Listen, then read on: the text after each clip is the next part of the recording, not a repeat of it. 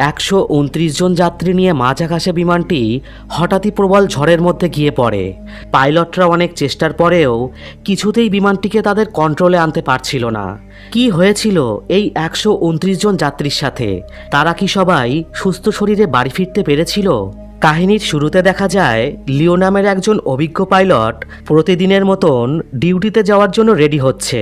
তবে আজ সে ডিউটি থেকে একটু তাড়াতাড়ি ফিরে আসবে, কারণ তার আজ একমাত্র মেয়ের জন্মদিন। সে তার মেয়েকে কথা দেয় ডিউটি থেকে ফিরে এসে তারা একসঙ্গে কেক কেটে জন্মদিন পালন করবে। এরপর লিও এয়ারপোর্টে এসে পৌঁছায়। সেখানে সে জানতে পারে আজ তার কো পাইলট কাই নামের একজন ছেলে, যে কিছুদিন আগেই এখানে জয়েন করেছে। এছাড়া তার থার্ড পাইলট হিসাবে দায়িত্ব পালন করবে ওয়াং নামের একজন। এরপর বিমানটি চালু করার আগে পাইলটরা আবহাওয়া এবং অন্যান্য বিষয়গুলো ভালো করে চেক করে নেয়। অন্যদিকে ফ্লাইটের এয়ার হোস্টেসরা বিমানের মধ্যে লাইট, অক্সিজেন, খাবার সহ সবকিছু খুব ভালো করে পরীক্ষা করে সকল যাত্রীদের বিমানে ওঠার অনুমতি দিয়ে দেয়। এরপর বিমানটি তার যাত্রা শুরু করে। এদিকে বিমানের ভিতরে একজন যাত্রী তখনও ফোনে কথা বলছিল। এজন্য এয়ারক্রু তাকে ফোনের সুইচ অফ করতে বলায় লোকটি তার সাথে তর্ক করতে থাকে। কিন্তু তখন সিনিয়র এয়ার হোস্টেস এসে পরিস্থিতি সামলে নেয়। প্লেনটি খুব সুন্দরভাবেই চলছিল এবং সমস্ত যাত্রীরা তাদের নিজেদের মধ্যে হাসি মজা করে সময় কাটাচ্ছিল। কিন্তু তারা কেউই জানতো না যে সামনে তাদের জন্য কতটা ভয়ানক পরিস্থিতি অপেক্ষা করছে। এদিকে কিছুক্ষণের মধ্যেই প্লেনটিতে খুব জোরে ঝাঁকুনি হতে শুরু করে। তখন পাইলট লিও কন্ট্রোল রুমে যোগাযোগ করে জানতে পারে যে খারাপ আবহাওয়ার জন্য এরকমটা হচ্ছে। এজন্য পাইলট কন্ট্রোল রুমের কাছে অনুমতি নিয়ে প্লেনটিকে আরও উচ্চতায় নিয়ে যায়, যাতে করে সেখানে বাতাসের গতি কিছুটা কম থাকে। এদিকে বিমানের ভিতরে এয়ার হোস্টেসরা সব যাত্রীদেরকে খাবার দেয় এবং সব কিছুই আবার ধীরে ধীরে পুনরায় আগের মতন হয়ে যায়। অন্যদিকে ককপিটে ক্যাপ্টেন লিও এবং কো পাইলট কাই তাদের নিজেদের মধ্যে গল্প করছিল। এমন সময় লিও অদ্ভুত একটা শব্দ শুনতে পায়, আর সে লক্ষ্য করে প্লেনের সামনের উইলশিল্ডে ফাটল ধরেছে। এটা দেখে তারা বুঝতে পারে যে এই ফাটল ধরাটা একদমই ভালো লক্ষণ নয়।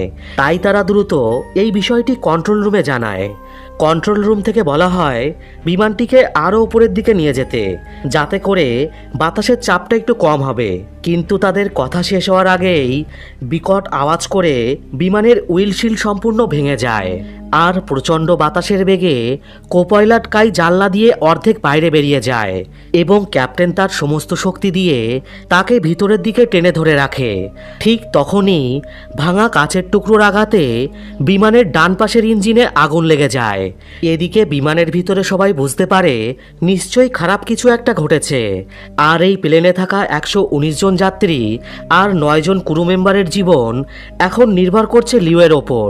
ককপিটের দরজা যেহেতু বন্ধ ছিল, তাই ভিতরে থাকা ক্রু মেম্বাররা আর প্যাসেঞ্জাররা বুঝতে পারছিল না যে বাইরে আসলে কি ঘটেছে।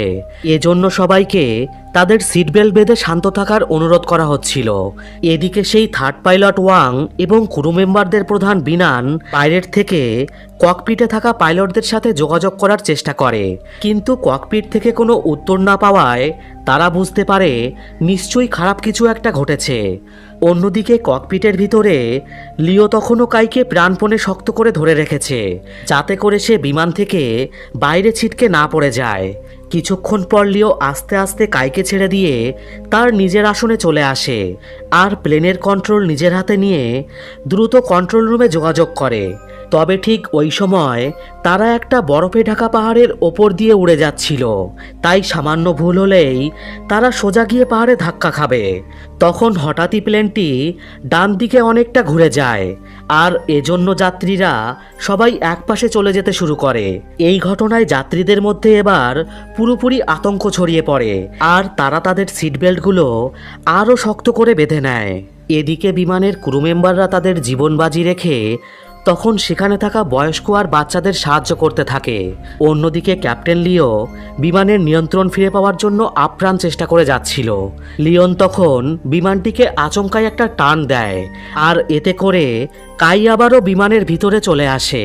আসলে সে কাইকে ভিতরে আনার জন্য ইচ্ছা করেই এরকমটা করে, কিন্তু এরকমটা করতেই ককপিটের দরজা হঠাৎ করে খুলে যায় আর প্রচণ্ড বাতাসের চাপে সব কিছু এলোমেলো হয়ে যেতে শুরু করে।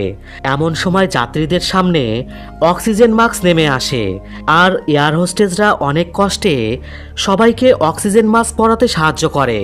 এরপর ওয়াং অনেক চেষ্টা করে ককপিটের ভিতরে চলে আসে। ওয়াং সেখানে এসে দেখে প্রচণ্ড ঠান্ডায় প্রধান পাইলট লিও কাঁপছে আর অক্সিজেনের অভাবে সে প্রায় অজ্ঞান হয়ে যাচ্ছে। এটা দেখে ওয়াং দ্রুত লিওয়ের মুখে একটা অক্সিজেন মাস্ক দিয়ে দেয় এবং কোনো মতে সুইচ চেপে বিমানটিকে আরও নিচুতে নিয়ে যায়। এদিকে কন্ট্রোল রুমের সাথে তাদের সমস্ত যোগাযোগ বিচ্ছিন্ন হয়ে যায়। এজন্য আশেপাশের এয়ারপোর্টের ফ্লাইট ক্যান্সেল করে সব রানওয়েগুলো খালি করে দেওয়া হয় যাতে করে বিমানটি সঠিক সময়ে এমার্জেন্সি ল্যান্ডিং করতে পারে। সেই সাথে পুলিশ এবং ফায়ার সার্ভিস সবকিছু নিয়ে যে কোনো খারাপ পরিস্থিতি মোকাবেলার জন্য নিজেদের প্রস্তুত করে ফেলে। এছাড়া কন্ট্রোল অফিস থেকে 3টে ফাইটার জেট পাঠানো হয় যাতে তারাও বিমানের কাছে গিয়ে ক্যাপ্টেন লিওর সাথে যোগাযোগ করতে পারে। আসলে কন্ট্রোল অফিস থেকে বিমানটিকে বাঁচানোর জন্য তারা সকল প্রকার চেষ্টা করতে থাকে, কিন্তু তারা যতই চেষ্টা করুক না কেন বিমানে থাকা যাত্রীদের এখন শুধুমাত্র লিওই বাঁচাতে পারবে। এদিকে বিমান তখন সবাইকে জানিয়ে দেয় যে তারা ককপিটের প্রেসার লস করেছে, তাই সবাই যেন সিট বেল্ট ভালো করে বেঁধে শক্ত হয়ে বসে থাকে।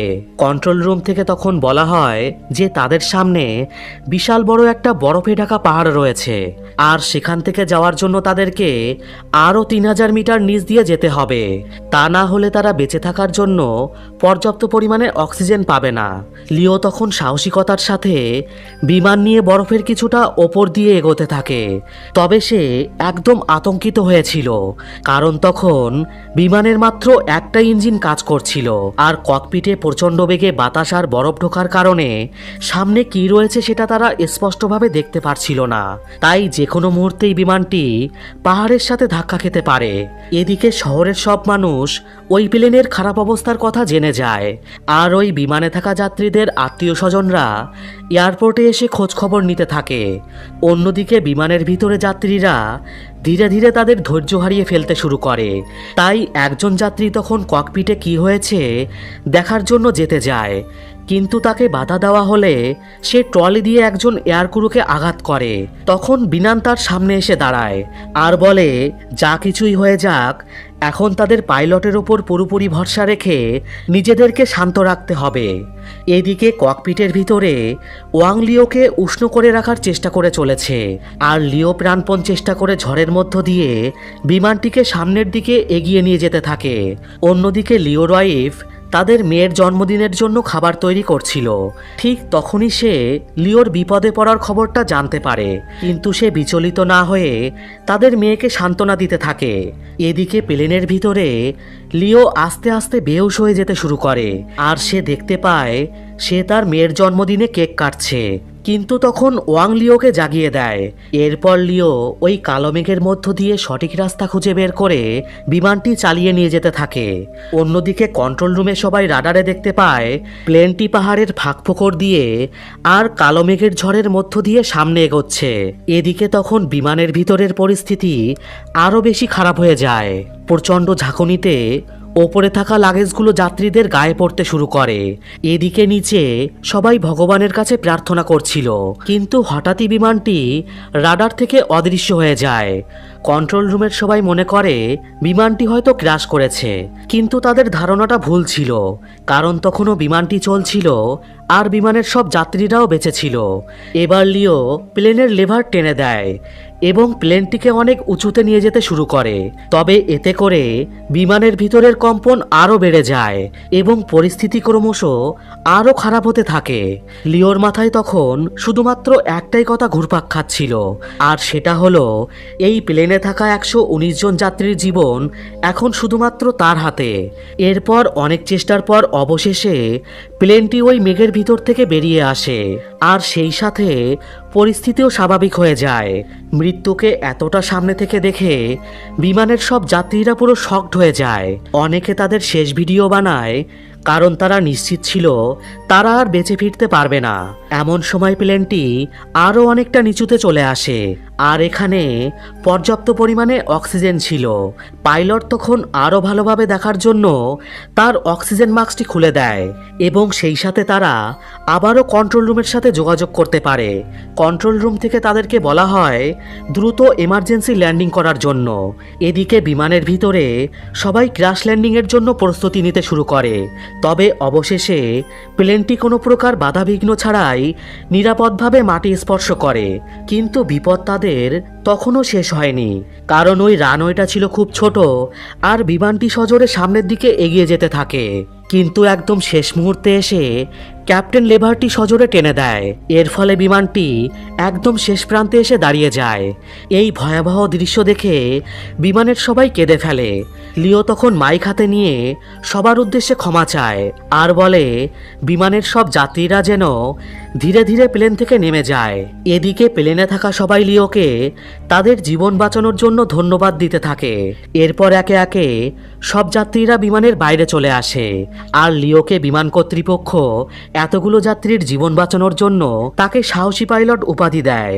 লিও তখন বাড়িতে ফোন করে বলে, আমি কিছুক্ষণের মধ্যেই আমার মেয়ের জন্মদিন সেলিব্রেট করতে আসছি। এদিকে সবার কাছে ন্যাশনাল হিরো হয়ে ওঠে পাইলট লিও।